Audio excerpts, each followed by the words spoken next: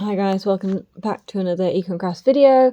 Here we'll be showing you how we made our super easy stained wood curtain pelmet, otherwise called a valance, otherwise called a cornice board. We basically got these really nice floor to ceiling curtains, but I always felt like the top looked a bit untidy, always left quite a lot of light in.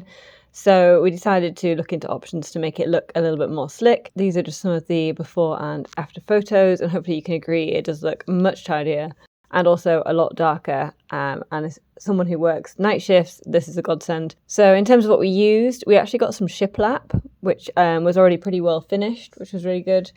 We got some trim to go on the top, and that was gonna hide the nails we'd be putting in, and then we got these thin rectangular pieces of wood, which would be what would actually attach the pelmet to the ceiling. So we were going to screw the underside of that to the ceiling and then nail the shiplap to the rectangular piece of wood, and then hide the nails with the trim, and also just to make it look a little bit more decorative. Okay, so to start, we nailed the shiplap to the narrow piece of wood which was going to get attached to the ceiling. So just some simple nails. The shiplap itself is super light, so really quick and easy to do. Obviously, we had already measured to make sure it was the right length of wood and cut it down to size, and we'd already given it a quick sand as well, although it really didn't need very much.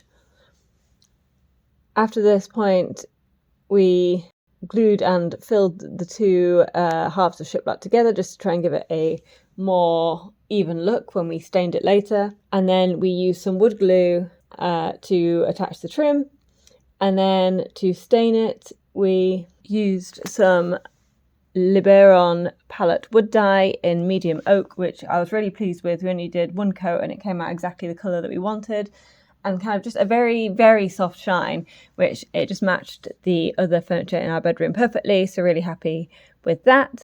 We pilot drilled the holes in the piece of wood that was going to get attached to the ceiling and marked where all of those screws are going to be on the ceiling, and then popped the screws in ready, because obviously it's a bit tiring holding it above your head to then screw it all in. Also make sure you remember to use some wall plugs into the ceiling to help make it a little bit more sturdy. Then we're done. So hopefully you can see the finished result. It's a lot darker now in the room. I just think it looks a lot tidier and a lot cleaner, and we're really happy with the result.